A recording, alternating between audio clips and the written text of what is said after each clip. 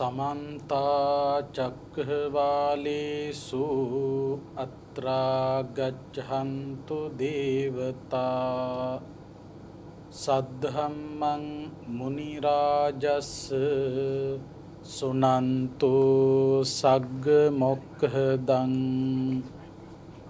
धम्मश्रवण कालो अयं भदन्ता धम्मश्रवण कालो अयं भदन्ता धम्मश्रवण कालो अयं भदन्ता नमो तस्स भगवतो अरहतो सम्मा सम्बुद्धस्स नमो तस्स भगवतो अरहतो सम्मा सम्बुद्धस्स नमो तस्स भगवतो अरहतो सम्मा सम्बुद्धस्स धम्मो हविरक्खति धम्मचारी धम्मो सुचिन्नो सुखमावहाति ईशानिशंसो धम्मे सुचिन्ने न दुर्गतिं गच्छति धम्मचारी नहि धम्मो अधम्मो च उभो समविपाकिनो अधम्मो निरयं नीति धम्मो पापेति सुगतिं तस्माहि धम्मेषु करैय छन्दं इति मोदमानो सुगतेन तादिना धम्मे ठिता सुगतवरस्य सावका नीयन्ति धीरा शरणवरगगामिनो विस्फोटितो गण्डमूलो तन्हाजालो समूहतो शोकहीन संसारो न चत्ति किंचनं चन्दो यथा दोषिना पुण्यमास्याति।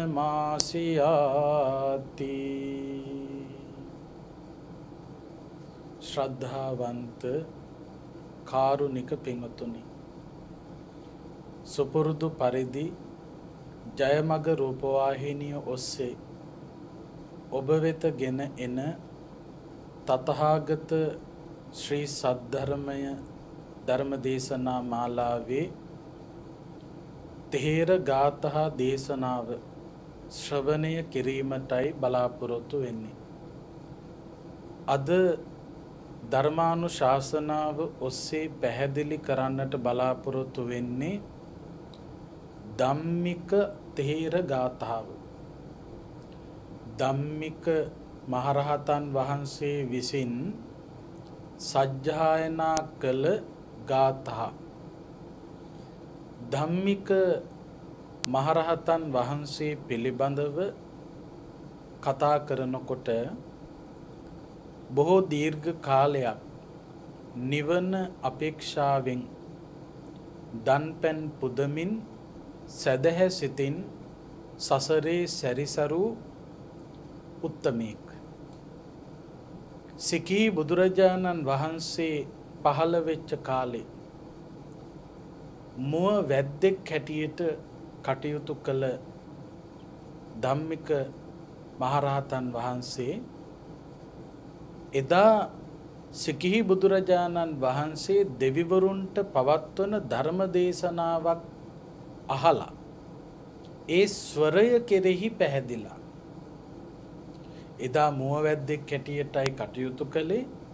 එදා සිකිහි බුදුරජාණන් වහන්සේ දෙවිවරුන්ට බණ කියනකොට ඒ ස්වරය බුදුරජාණන් වහන්සේගේ ඒ ස්වරය අහගෙන ඉඳලා ඒ පිළිබඳව ප්‍රසාදයක් ඇති කරගෙන එතෙන් පටන් දුගතියකට නොවැටි සුගති සම්පත් භුක්ති විඳිමින් ආපු උත්තමයෙක්.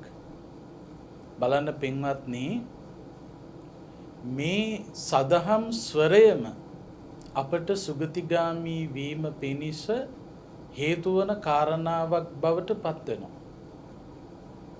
අපේ ගෞතම බුදුරජාණන් වහන්සේ පහළ වෙච්ච කාලයේ කොසල් රටේ බමුණු පවුලක ධම්මික නමින් උත්පත්තිය ලැබුවා. මේ ධම්මික නැමැති දරුවා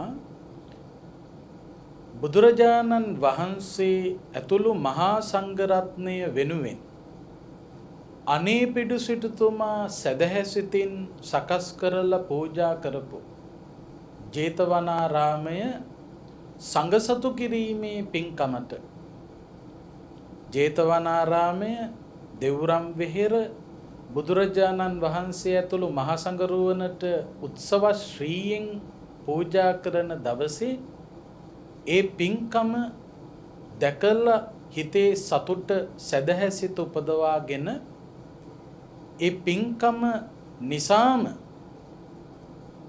බුද්ධ ධම්ම සංඝ කියන තුන්රුවන කෙරෙහි ශ්‍රද්ධාවක් උපදවාගෙන සදහැසිතින් පැවිදි වුණා. එතකොට ධම්මික මහරහතන් වහන්සේ ගෞතම බුද්ධ ශාසනයේදී පැවිදි වෙන්නේ ජේතවනාරාම පූජාව සිදු කිරීම දිහා බලාගෙන ඉඳලා පැහැදිලා. අන්න එහෙම ප්‍රසාදයෙන් පැවිදි දිවියට පත් වෙලා ධම්මික හාමුදුරුවෝ එක්තරා ගමක ආරණ්‍යක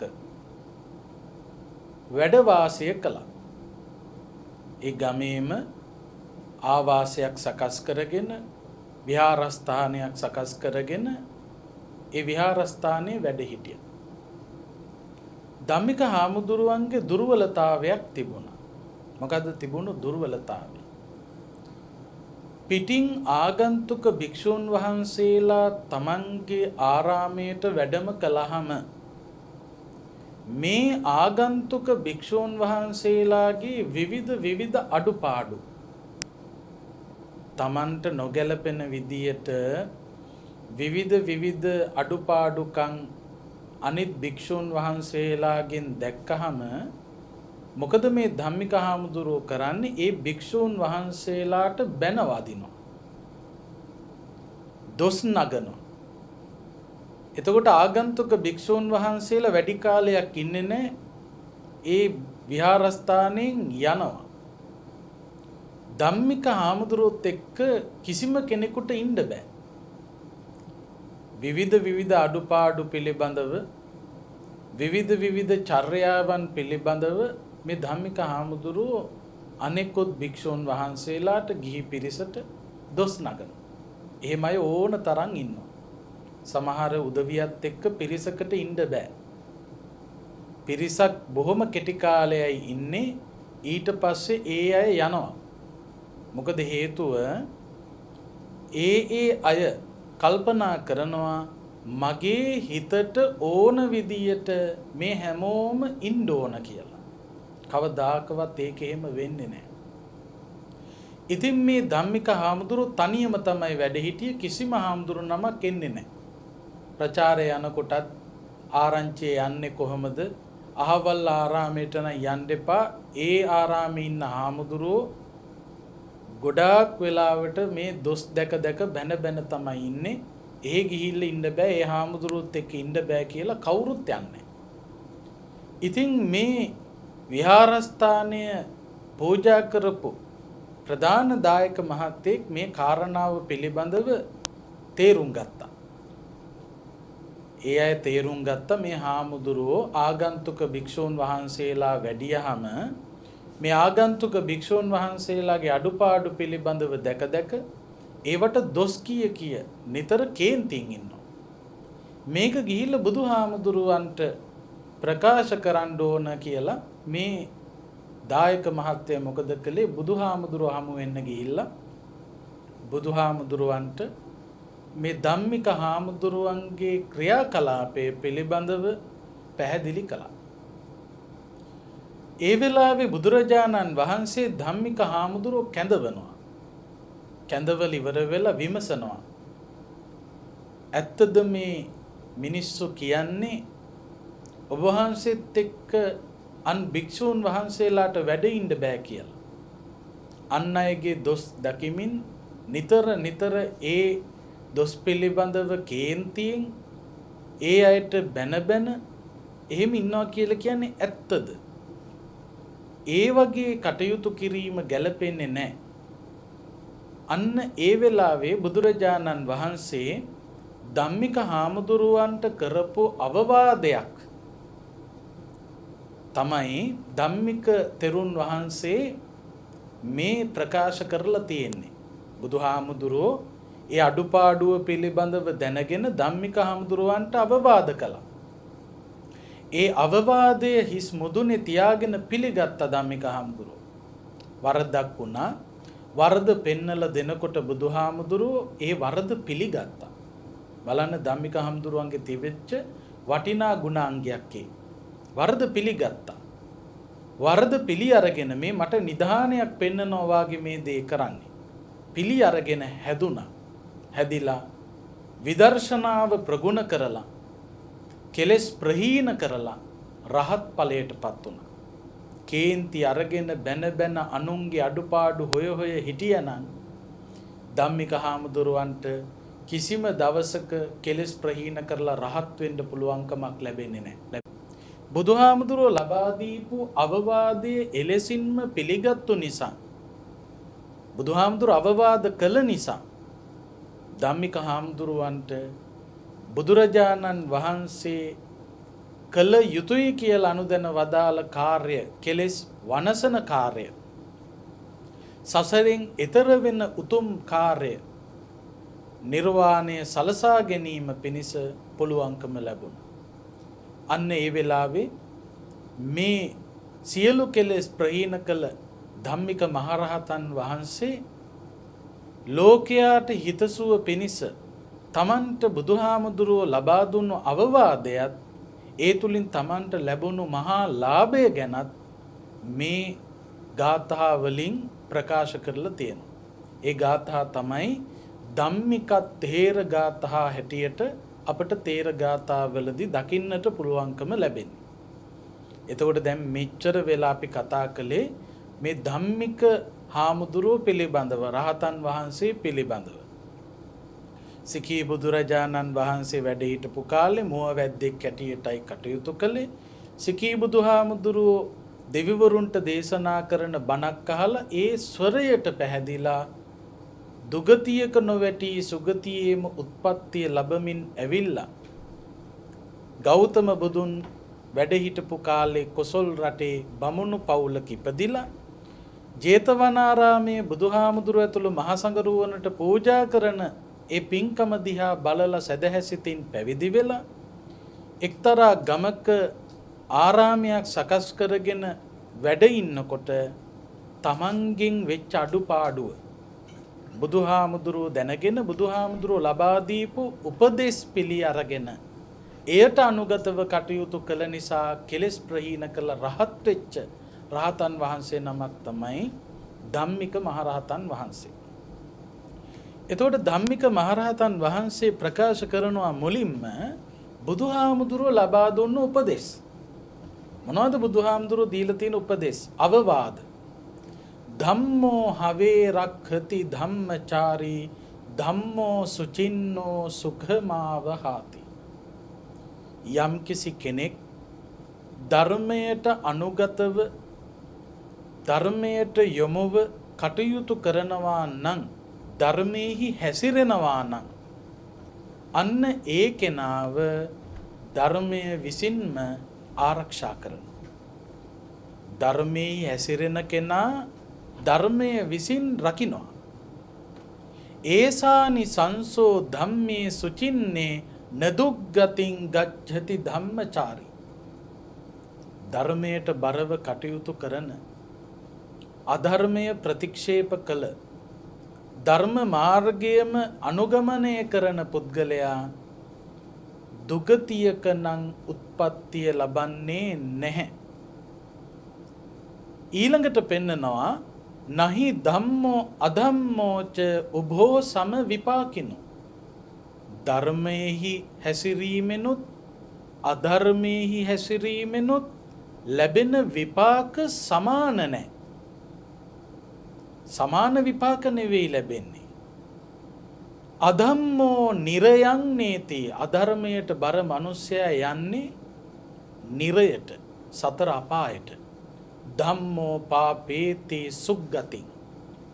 ධර්මයට බරව ක්‍රියා කරන කෙනා සුගතියට යොමු වෙනවා. එතකොට විපාක දෙකක්. ධර්මයට බරව කටයුතු කරන කෙනා සුගතිය, අධර්මයට බරව ක්‍රියා කරන කෙනාට දුගතිය. එතකොට ඒවායේ විපාක සමාන නැහැ. එකකින් ලැබෙන විපාකය සුගති සම්පත්, අනිත් එකෙන් ලැබෙන විපාක දුගති සම්පත්, සැප සහ දුක. තස්මාහි ධම්මේසු කරිය්‍ය ඡන්දං ඉති මෝදමානෝ සුගතේන තාදිනා ධම්මේ ඨිතා සුගත වරස්ස ශාවකා නීයන්ති ධීරා සරණ වරග්ග ගාමිනෝ. ඒ නිසා ධර්මයට ඡන්දය ඇති කරගන්න. ඡන්ද කියලා කියන්නේ කැමැත්ත. එතකොට ඡන්ද කියන වචනය පිළිබඳව කල්පනා කරනකොට අපිට එක පැත්තකින් බුදුහාමුදුරුවෝ දේශනා කරලා තිබෙනවා ඡන්දා ගතින් ගච්ඡන්තෝ පාපකම්මං කරෝති කියලා. ඡන්දයෙන් අගතිගාමී වීම දුගතිගාමී වෙන්න හේතුවක්. ඡන්දා ගතින් ගච්ඡන්තෝ පාපකම්මං කරෝති. පාප කර්ම කරන්න හේතුවක් ඡන්දයෙන් අගතිගාමී වීම. ඒ වගේම ඡන්දිද්ධිපාද කියලා මෙයත් අහලා තියෙනවා සතර 이르දිපාද. ඒ සතර 이르දිපාද වල ඡන්ද කියලා කියන්නේ 이르දිපාදයක් හැටියට. 이르දීන් ලබන්න මොනවද? 이르දි දැනගත යුතු ධර්මය දැනගන්න. අභිධර්ම ආදී දැනගත යුතු ධර්මය දැනගන්න. පිරිසිඳ දැනගත යුතු දුක්ඛාර්ය සත්‍ය පිරිසිඳ දැනගන්න. දුකට හේතු වෙච්ච තණ්හාව දුරු කළ යුතු තණ්හාව දුරු කරන්න. සලසා ගත යුතු නිර්වාණය සලස ගන්න.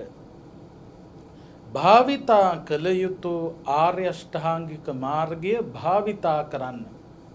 ඔන්නවට කියනවා 이르දි කියලා.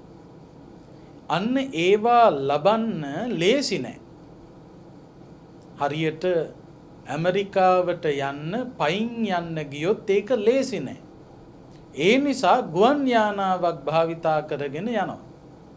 අන්න ඒ වගේ අර සඳහන් කරපු 이르දීන් ලබන්න මේ උඩින් යන එකක්වත් මේ වතුරේ ඇවිදගෙන යන එකක්වත් එහෙම ඒවා නෙවෙයි. දැනගත යුතු ධර්මය දැනගන්න, පිරිසිඳ දැනගත යුතු දුක්ඛාර්ය සත්‍ය පිරිසිඳ දැනගන්න, ප්‍රහීන කළ යුතු තණ්හාව ප්‍රහීන කරන්න, සාක්ෂාත් කරගත යුතු නිර්වාණය සාක්ෂාත් කරගන්න, වැඩිය යුතු ආර්ය අෂ්ටාංගික මාර්ගය වඩන්න. මෙන්න මේවා සඳහා පහසු වන කාරණා හතරක් තියෙනවා. ඒවට කියනවා සතර 이르දිපාද. ඒවෙන් පළවෙනි එක තමයි ඡන්ද, කැමැත්ත. එතකොට මේ කැමැත්ත කියන එක පැත්තකින් තියෙන්න ඕන දෙයක්, තවත් පැත්තකින් නොතිබෙන්න ඕන දෙයක්. තියෙන්න ඕන මොන ඡන්දයේද, නොතිබිය යුතු වෙන්නේ මොන ඡන්දයේද කියන එක අපි ගලප ගන්න ඕන, තේරුම් ගන්න ඕන. පින්වත්නි, සමහර උදවිය මේ ඡන්දය කියන වචනය, කැමැත්ත කියන එක ඕනෑම දෙයකට තියෙන කැමැත්ත බාධාවක් කියලා මේවා ඉවත් කරන්න කටයුතු කරනවා. සමහරක් වෙලාවට සමහරු කියනවා ඔය පින්කම් කරන්නත් තියෙන්නේ ආසාවනේ, ඒ ආසාව එච්චර හොඳ නැහැ. නිවන් දකින්නත් තියෙන්නේ තණ්හාවක්නේ, ආසාවක්නේ, ඒකත් හොඳ නැහැ. හොඳට මතක තියාගන්න ඕන දෙයක් තමයි මේ ඡන්දය කියනකොට, කැමැත්ත කියනකොට නරක වැඩ කරන්න මේ සසරේ රැඳෙන්න හේතු වන කටයුතු වල, ඒ සංසාර ගමන තුල සතර අපායෝත්පත්තියට හේතු වන කටයුතු වල යෙදෙන්න තියෙන ඡන්දය දුරු කළ යුතුයි. ඊළඟට සංසාර ගමන තුල සැපවත් භවයක උපදින්න හේතු වන, ඒ වගේම සසර දුකින් නිදහස්ව ලබන නිර්වාණය සලසා ගන්න, අන්න ඒ සඳහා ඡන්දය තිබිය යුතුයි. නිවන් දකින්න කැමැත්තක් නැත්තම් නිවන් දකින්න පුළුවන්කමක් නැහැ. ධර්මී හැසිරෙන්න කැමැත්තක් නැත්තම් ධර්මී හැසිරෙන්න පුළුවන්කමක් නැහැ. දන් දෙන්න, සිල් රකින්න, භාවනාව ප්‍රගුණ කරන්න කැමැත්තක් නැත්තම් දාන සීල භාවනාදී ත්‍රිවිධ පුණ්‍ය ක්‍රියාවන් යෙදෙන්න පුළුවන්කමක් ලැබෙන්නේ නැහැ. එතකොට හොඳ දේහි ඡන්දය ඇති කරගන්නත්, නරක දේහි ඡන්දය නැති කරගන්නත් මහන්සි ගැනීම අප විසින් සිදු කළ යුතු කාරණාවක්. ඒ පිළිබඳව තේරුම් ගන්න ප්‍රඥාව තියෙන්න ඕන. එතකොට ධර්මයට ඡන්දය ඇති කරගන්න, අධර්මයට තියෙන ඡන්දය දුරු කරගන්න, අන්න ඒ කෙනාට ධර්මාවබෝධය ලබා ගන්න පුළුවන්කම ලැබෙනවා. මෙන්න මේ අදහස්, මේ අවවාද බුදුහාමුදුරුවෝ ධම්මික හාමුදුරුවන්ට දීපු අවවාද. ධර්මී හැසිරෙන්න, අධර්මයට බර සිටිවිලි වලට තැන දෙන්න එපා. මොකද හේතුව අධර්මයට බර වීම මිත්‍යා දෘෂ්ටියට බර වීම. මිත්‍යා දෘෂ්ටියට බර වීම බොහෝ අකුසල විපාක භුක්ති විඳින්න හේතු වන කාරණාවක් බවට පත් වෙනවා. නිවැරදි දේ වැරදි ලෙස දකින්න, වැරදි දේ නිවැරදි ලෙස දකින්න මිත්‍යා දෘෂ්ටික ඇත්තෝ දුගතිගාමී වන බව බුදුහාමුදුරුවෝ දේශනා කළා. ඒ නිසා තමන්ගේ හිත පිළිබඳව හඳුනගෙන යා යුතු මාර්ගය අනුගමනය කරන්න. දවසක් බුදුරජාණන් වහන්සේ ජේතවනාරාමේ වැඩ ඉන්නකොට මේ ජේතවනාරාමේ ඉස්සරහා ළමයි ටිකක් සෙල්ලම් කරනවා. ජේතවනාරාමේ ඉස්සරහා දරුවෝ සෙල්ලම් කරනවා. මේ සෙල්ලම් කරන දරුවෝ අතර ඉන්නවා බුද්ධ ධම්ම සංඝ කියන තුන්රුවන සරණ ගියපු උපාසක උපාසිකාවන්ගේ දරුවෝ.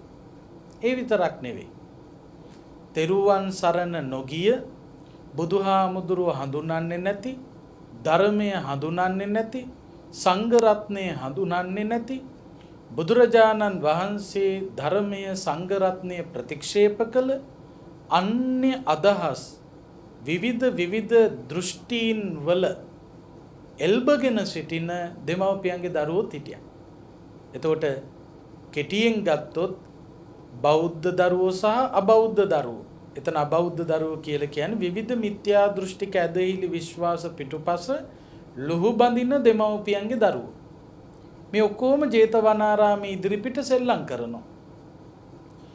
මේ තුන්රුවන සරණ නොගිය දෙමව්පියන්ගේ දරුවන්ට, ඒ කියන්නේ මිත්‍යා දෘෂ්ටික ඇදහිලි විශ්වාස පිටුපස ලුහු බඳින දෙමව්පියන්ගේ දරුවන්ට ඒ දෙමව්පියෝ තදින් අවවාද කරලා තිබ්බා, ජේතවනාරාමේ ඉස්සරහා සෙල්ලම් කළාට කමක් නැහැ, කුමන හේතුවක් නිසාවත් ජේතවනාරාමයට එහෙම ඇතුල් වෙනවා නෙවෙයි. ජේතවනාරාමයට ඇතුල් වෙලා අහුවෙන්න එපා. සෙල්ලම් කළාට කමක් නැහැ, ඒ පැත්ත පළාතකට යන්න බෑ. දරුවන්ට තදින්ම කියලා තිබ්බා.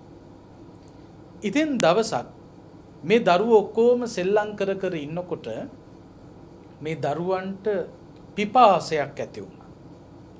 පිපාසයක් ඇති වුණාම මේ දරුවෝ ඔක්කොම එකට එකතු වෙලා බෞද්ධ දරුවෙකුට, තෙරුවන් සරණ ගියපු උපාසක උපාසිකාවකගේ දරුවෙකුට කියනවා, ඔබ ජේතවනාරාමයට ගිහිල්ලා පැන් පානය කරලා අපටත් එක්ක පැන් අරගෙන එන්න. දැන් මේ අබෞද්ධ දරුවෝ යන්න බයයි. දෙමව්පියෝ තරවටු කරයි කියලා, දෙමව්පියෝ දොස් නගයි කියලා, දෙමව්පියෝ බැනවදී කියලා. එහෙම හිතාගෙන මොකද කරන්නේ? මේ බෞද්ධ ළමයට කියනවා ඔබ ජේතවනාරාමයට ගිහිල්ලා පැන් අරගෙන අපට පැන් අරගෙන එන්න. ඉතින් මේ ළමයා මොකද කළේ? ජේතවනාරාමයට ගියා පැන් පානය කරලා යාළුවන්ට පැන් අරන් එන්න. එහෙම ගිහිල්ලා පැන් පානය කරලා පැන් අරගෙන එන්න ලෑස්ති වෙනකොට බුදුහාමුදුරුවෝ දකිනවා. බුදුහාමුදුරුවෝ දැකලා මේ ළමයාට කියනවා තමන් පැන් පානය කරලා අනිත් යාළුවන්ට පුතේ ඇවිල්ලා ජේතවනාරාමයට ඇවිල්ලා පැන් බොන්න කියලා කියන්න. පුතා බීලා යන්න. යාළුවන්ට එන්න කියන්න.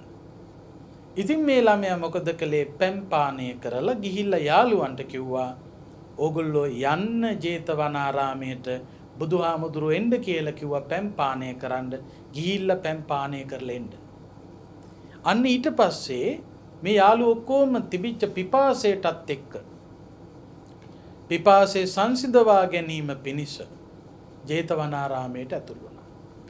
ජේතවනාරාමයට ඇතුළු වෙලා පැන් පානය කළා. බුදුරජාණන් වහන්සේ මේ ළමයි ඔක්කොටම ගැළපෙන විදියට ධර්මය දේශනා කළා. දරුවන්ට ගැළපෙන බණක් බුදුහාමුදුරුවෝ දේශනා කළා. ඒ දේශනාව ශ්‍රවණය කරලා බෞද්ධ දරුවෝයි අබෞද්ධ දරුවෝයි ඔක්කොම බුදුහාමුදුරුවෝ පිළිබඳව ධර්මය පිළිබඳව සංගරුවන පිළිබඳව ප්‍රසාදයටපත් වුණා. කොච්චර ප්‍රසාදයටපත් වුණාද කියනවා නම් බුදුරජාණන් වහන්සේ පිළිබඳව ධර්මයේ පිළිබඳව සංගරුවන පිළිබඳව තිබිච්ච ඇතිවෙච්ච ඒ ශ්‍රද්ධාව ශක්තිමත් ශ්‍රද්ධාවක් බවට පත් වුණා. මේ දරුවෝ ගෙවල් වලට ගියාම දෙමව්පියන්ට දැනගන්න ලැබුණා අපේ දරුවෝ අද ජේතවනාරාමයට ගිහිල්ලා බුදුහාමුදුරුවන්ගෙන් බණත් අහලා බුදුහාමුදුරුවෝ බණ කියලා මේ ළමයින්ට ඒ මිත්‍යා දෘෂ්ටික අදහස් වල එල්ලිලා හිටපු මිත්‍යා දෘෂ්ටික මතවාදවල කටයුතු කරපු ඒ දෙමව්පියෝ හඬා වැළපෙන්න පටන් ගත්තා. කොහොමද ඇඬුවේ? කොහොමද වැළපුනේ? අනේ අපේ දරුවෝ මිත්‍යා දෘෂ්ටික වුණා. ශ්‍රමණ බවත් ගෞතමයන්ගේ ජේතවනාරාමයට ගිහිල්ලා අපේ දරුවෝ මිත්‍යා දෘෂ්ටික වුණානේ කියලා හඬා වැළපෙන්න පටන් ගත්තා. ගමේ මිනිස්සු ගිහිල්ලා ඒ අම්මලා සනසලා ගමේ මිනිස්සු බණ කියලා ඒ අම්මටයි තාත්තලටයි ඒ දෙමව්පියන් කැමති කරවාගෙන දැන් මේ දරුවෝ ශ්‍රමණ බවත් ගෞතමයන්ටම බාර කරන එකයි තියෙන්නේ කියලා ඒ දරුවෝ එක්කරගෙන යනවා ශ්‍රමණ බවත් ගෞතමයන් ළඟට බුදුහාමුදුර ළඟට. අරගෙන ගිහිල්ලා ඒ වෙලාවේ දෙමව්පියෝ දරුවෝ හැමෝම ඉස්සරහා බුදුහාමුදුර ලස්සන දේශනාවක් කරනවා. ඒ දේශනාව තුළ අන්තර්ගත වෙන්නේ යම් කිසි කෙනෙක් මිත්‍යා දෘෂ්ටිය සම්‍යක් දෘෂ්ටියක් හැටියට ග්‍රහණය කරන්නේද? සම්‍යක් දෘෂ්ටිය මිත්‍යා දෘෂ්ටියක් හැටියට ගන්නේද? මිච්ඡා දිට්ඨි සමාදාන ආන්න ඒ මිත්‍යා දෘෂ්ටිය තදින් අල්ලගත් උදවිය සත්තා ගච්ඡන්ති දුක්ගතින් ඒ සත්වයෝ දුගතිගාමී වෙනවා.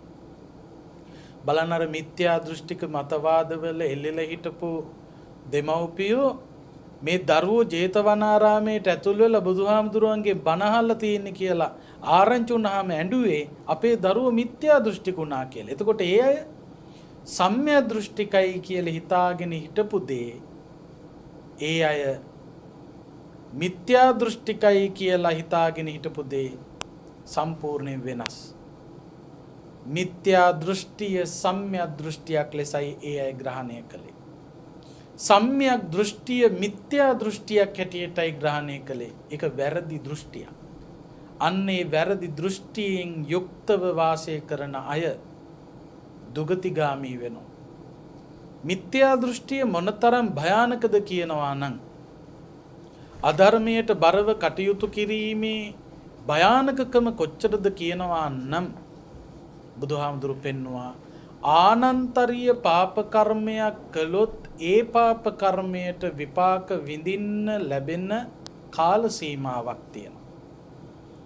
ආනන්තරීය පාප කර්මය කියලා කියන්නේ මහා බරපතල පාප කර්මයක්.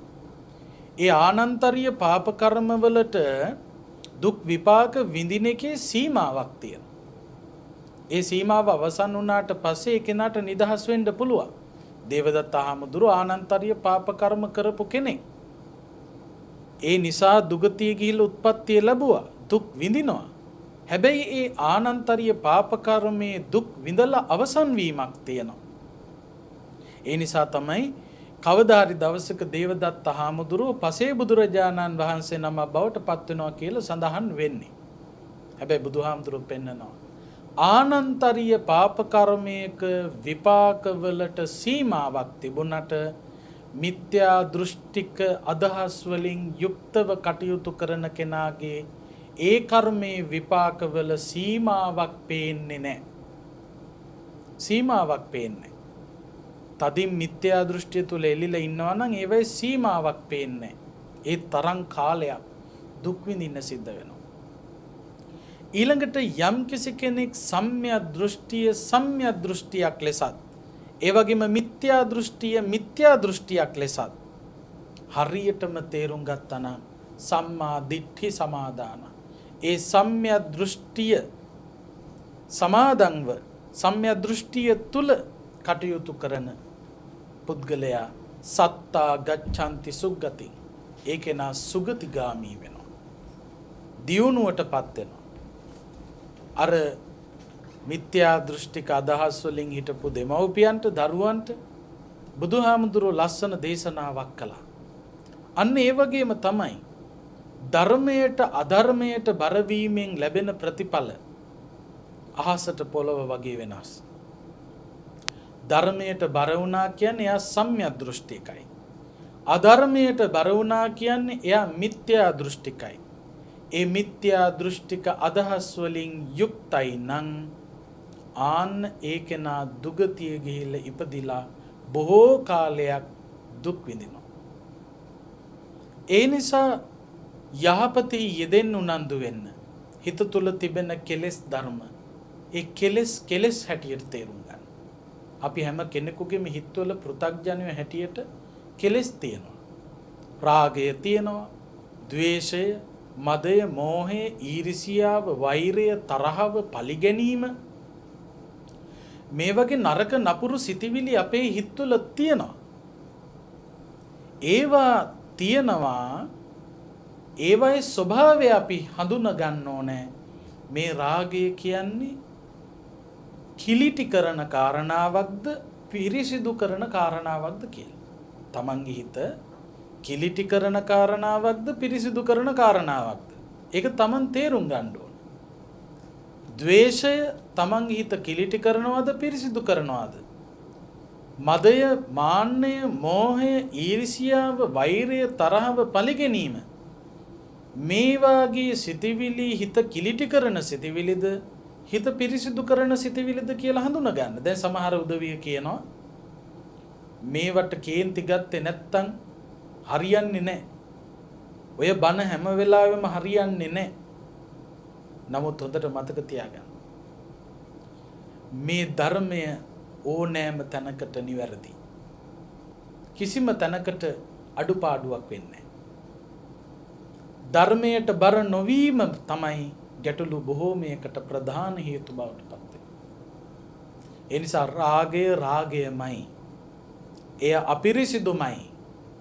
ද්වේෂය ද්වේෂයමයි, කිලිටිමයි, කුණුමයි. ඒ නිසා මේ කෙලෙස් වලට බරව අධර්මයට බරව යම් කෙනෙක් කටයුතු කරනවා නම් හිතට ඇති වෙන රාගය පෝෂණය කරන්න, ද්වේෂය පෝෂණය කරන්න, මාන්නය, මදය ආදී කෙලෙස් සිතුවිලි පෝෂණය කරන්න යම් කෙනෙක් කටයුතු කරන්නේ නම් අන්න ඒ කිලිටි සිතුවිලි පෝෂණය කරන අධර්මයට බර වෙච්ච කෙනා දුගතිගාමී වෙනවා. බලන්න ධම්මික හාමුදුරුවෝ දුගතියට යන්න හේතු වන ක්‍රියාකලාපයක හිටියේ. අර ආගන්තුක වෙන භික්ෂුන් වහන්සේලාගේ චර්යාවන් පිළිබඳව කේන්ති ගන්නවා. උන්වහන්සේලාට දොස් නගනවා, බනිනවා. ඒ විදිහට හැම වෙලාවෙම කේන්තියෙන් ඉන්න පටන් ගත්තා. ඒක Tamanට ලොකු හානියක් බවට පත් වුණා. යන්තම් බුදුහාමුදුරුව හමු වෙලා බුදුහාමුදුරුව අවවාද කළ නිසා සැනසුණා. හොඳට මතක තියාගන්න අපි අතරේ තෝන තරම් එවැනි චරිත ඉන්නවා. ගෙදරක ගත්තාම තමන්ගේ දරුවොත් එක්ක ඉන්න බෑ. තමන්ගේ ස්වාමි පුරුෂයා ස්වාමි භාර්යාවත් එක්ක ඉන්න බෑ. තමන්ගේ ආයතනයේ සේවකයොත් එක්ක ඉන්න බෑ. අහල පහල මිනිසුත් එක්ක ඉන්න බෑ. පාසලට ගියාම යාළුවොත් එක්ක ඉන්න බෑ. ඒ විදියට පිරිසක් එක්ක ඉන්න බැරි මිනිස්සු ඉන්නවා. ඇයි ඉන්න බැරි? ඇයි පිරිසක් එක්ක අපට ඉන්න බැරි වෙලා තියෙන්නේ? පොඩ්ඩක් හොයන්න ඕන, කල්පනා කරන්න ඕන. බොහෝ දෙනෙක් තමන්ව ප්‍රතික්ෂේප කරනවා නම්, තමන් එක්ක ඉන්න බෑ කියනවා නම්, ඒකට හේතුව මොකක්ද කියන එක තමන් පොඩ්ඩක් කල්පනා කරන්න ඕන. බොහෝ විට හේතුව බවට පත් වෙන්නේ මම හිතනවා මට ඕන විදියට අන් අයත් ඉන්න ඕන කියලා. ගොඩාක් වෙලාවට ප්‍රශ්න මතුවෙන්න, ප්‍රශ්න ඇති වෙන්න, රණ්ඩු ඇති වෙන්න ප්‍රධාන හේතුව තමයි තමන්ට ඕන විදියට මේ ලෝකයේ ක්‍රියාත්මක වෙන්න ඕන කියන මෝඩ සංකල්පය තුල අපි ඉන්න එක. මගේ නෝනා මට ඕන විදියට ඉන්න ඕන. මගේ දරුවෝ මට ඕන විදියට ඉන්න ඕන. මගේ මහත්තයා මට ඕන විදියට ඉන්න ඕන. මගේ අම්මා තාත්තා මට ඕන විදියට ඉන්න ඕන. මගේ යාළුවෝ ටික මට ඕන විදියට ඉන්න ඕන.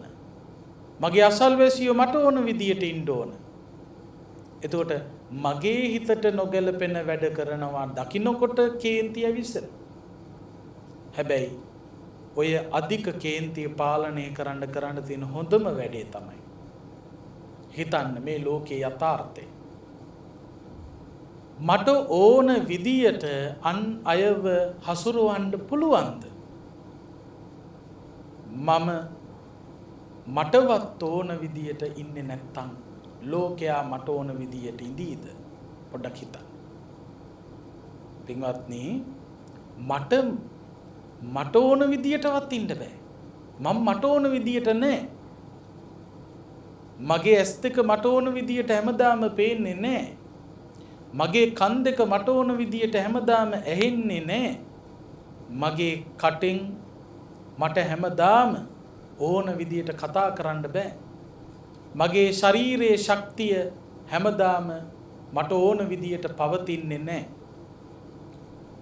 මමවත් මට ඕන විදියට නැති වෙනකොට, මට මාවවත් අයිති නැති වෙනකොට මගේ හිත ගැන හිතලා බලන්න. මගේ හිත මට ඕන විදියට නැහැ සමහර වෙලාවල් වලදී. රාගය පිටුපස ලුහු බඳිනවා, ද්වේෂය පිටුපස ලුහු බඳිනවා, මෝහය පිටුපස ලුහු බඳිනවා. මට මාවවත් රැකගන්න බැරි වෙනකොට,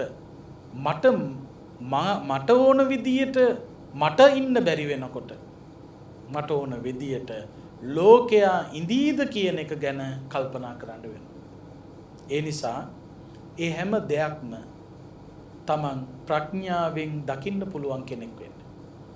ලෝකයාගේ අඩුපාඩු ඕන තරම් තේන්න පුළුවන්. තමන් අපේක්ෂා කරන විදියට හැමෝම මේ ලෝකේ ජීවත් වෙන්නේ නැහැ. එක එක්කෙනා වෙනස්. තමන්ගේ සිතවිලි එක විදියක්, තමන්ට හමු වන කෙනාගේ සිතවිලි තවත් විදියක්. එක හා සමාන අදහස් අපිට ඇත්තේ නැහැ. මට එන විදියට අනිත් කෙනාටත් එන්න ඕන කියලා එහෙම නීතියක් ලෝකේ නැහැ. එහෙනම් මට හිතෙන්නේ එක විදියක්, අන් කෙනාට හිතෙන්නේ තවත් විදියක් වෙන්න පුළුවන්. ඒ නිසා තමන්ට හමු වෙන හැම කෙනෙක් එක්කම සුවසේ වාසය කරන්න පුළුවන් ගුණධර්ම චින්තනයක් ඇති කර ගැනීම සඳහා මහන්සි ගැනීමයි අප විසින් කළ යුතු කාර්ය බවට පත් වෙන්නේ. ඒ නිසා පින්වත්නි, අපි හැම වෙලාවෙම මේ කාරණා පිළිබඳව කල්පනා කරන්න ඕන.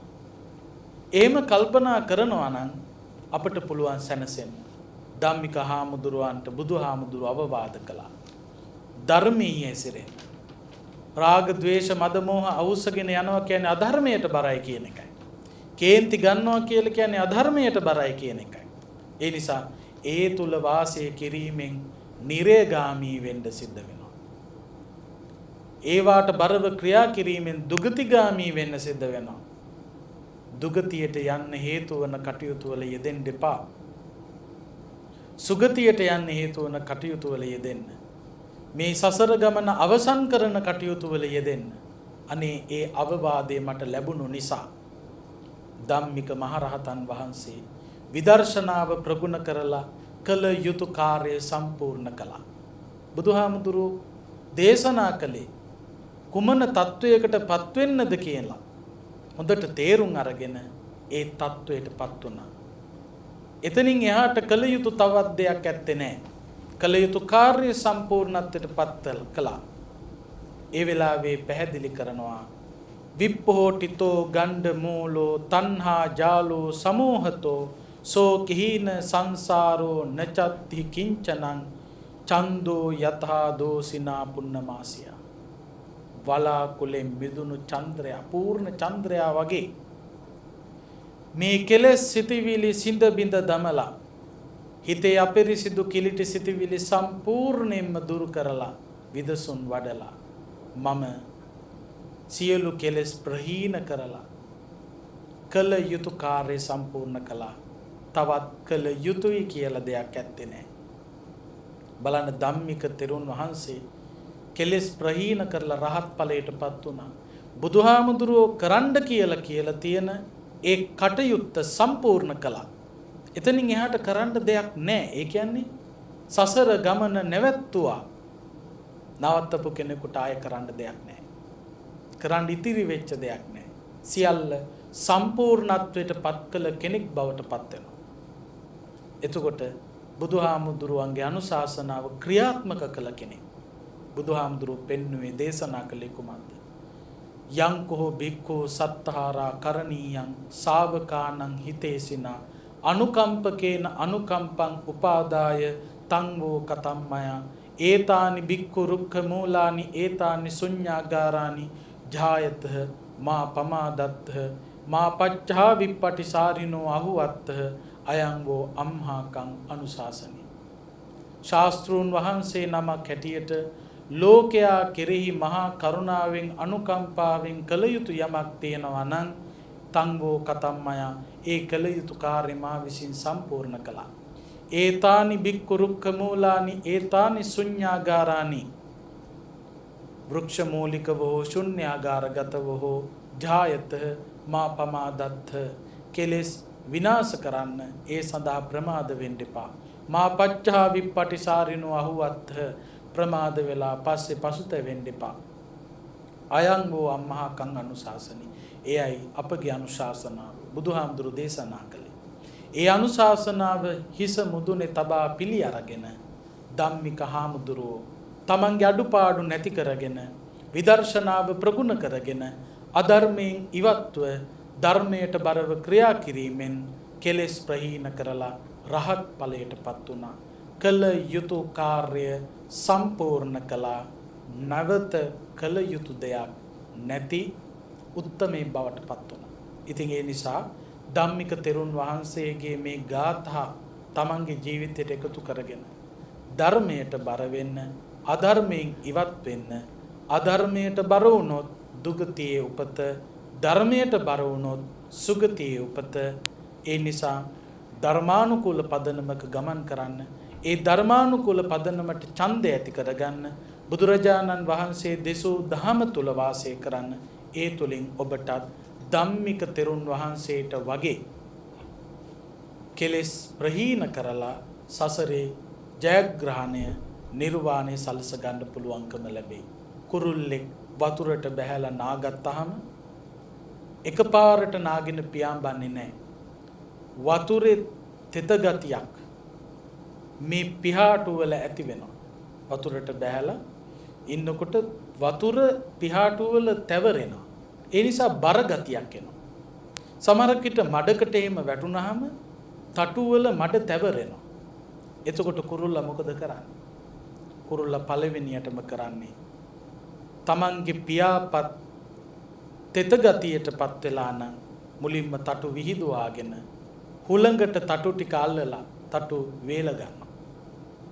මඩ තැවරිලා තියෙනවා නම් තටු ගසලා මඩ ඉවත් කරගන්න.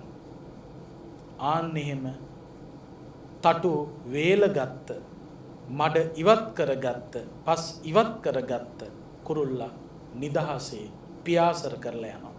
තටුවල බර තියෙන තාක්කල් පියාසර කිරීම පහසු වෙන්නේ නැහැ. ඒ නිසා මේ තටුවල බර අයින් කරලා නිදහස් වෙන්න උනන්දු වෙන්න ඒ සඳහා මේ උතුම් දම් දෙසුම ඔබට අපට රටට ලොවට යහපත පිණිසම පවතිවා කියලා ප්‍රාර්ථනා කරන්න.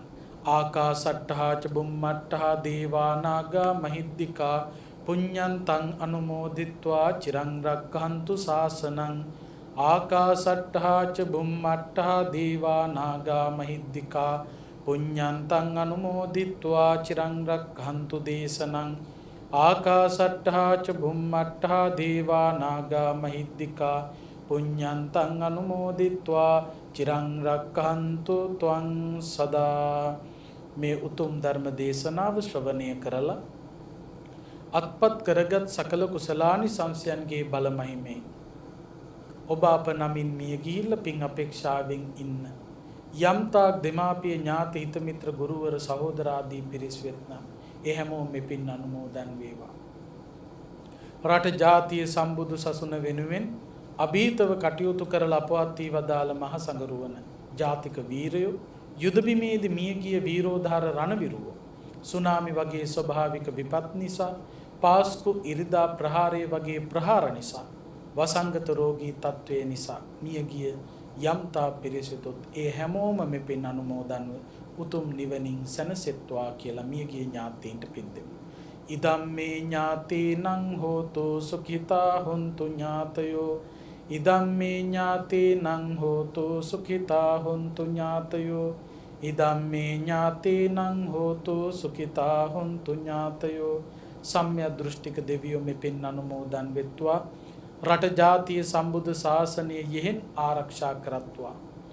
මේ උතුම් දේශනාව ශ්‍රවණය කළ ඔබ අප සියලු දෙනාටමත් ඒ වගේම ජයමග රූපවාහිනී ආයතනයේ සභාපති ධූරය ඔබවන අතිපූජනීය උඩුදුම්බර කාශ්‍යප නායක හාමුදුරුව ඇතුළු ඔබට නිරතුරුවම දම් දෙසුම් පවත්වන ගෞරවනීය මහ සංඝරුවනට ජයමග කාර්ය මණ්ඩලයට ඒ වගේම පැතිර යන වසංගත තත්ත්වයේ ඉදිරියේ රෝග නිවාරණ සංග්‍රාමයේ යෙදී සිටින පින්වත් අපේ වෛද්‍ය කාර්ය මණ්ඩලයට හෙද කාර්ය මණ්ඩලයට ඔබව අපව රකින්න ත්‍රිවිධ හමුදාවේ පොලිස් පින්වතුන්ට අසනීප තත්ත්වවලට පත්වෙච්ච රටවැසිලු විසිය හැමෝටම සිත ශාන්තිය ආපතු දා වේවා. දෙවියොත් පතන බෝධියකින් මෙපින් අනුමෝදන්ව උතුම් නිවනින් සැනසෙත්වා කියලා දෙවියන්ට පින් දෙමු. ittavataචම්හේහි සම්භතං පුඤ්ඤ සම්පදං සබ්බේ දේවානුමෝදන්තු සබ්බ සම්පත්ති සිද්ධියා. ittavataච අම්හෙහි සම්භතං පුඤ්ඤ සම්පදං සබ්බේ දේවානුමෝදන්තු සබ්බ සම්පත්ති සිද්ධියා. ittavataච අම්හෙහි සම්භතං පුඤ්ඤ සම්පදං සබ්බේ දේවානුමෝදන්තු සබ්බ සම්පත්ති සිද්ධියා. මෙසේ රැස් කරගත් සකල කුසලානිසංසයන්ගේ බලෙන් කාටත් ගෞතම බුදු සසුනේදීම උතුම් චතුරාර්ය සත්‍ය අවබෝධය සලසා ගැනීම පිණිස හේතු වේවා වාසනාව වේවා කියලා සාදු කියලා නිවන් පතන්. ඔහොම වැඳගන්න. අභිවාදන සීලිස්ස නිච්ඡං වද්ධාපචායිනෝ චත්තාරෝ ධම්මා වඩ්ඩන්ති ආයුවන්නෝ සුඛං බලං ආයුරාෝග්‍ය සම්පatti සග්ග සම්පatti මේවච අතෝ නිබ්බාන සම්පatti මිනාතේ සමිජ්ජතු.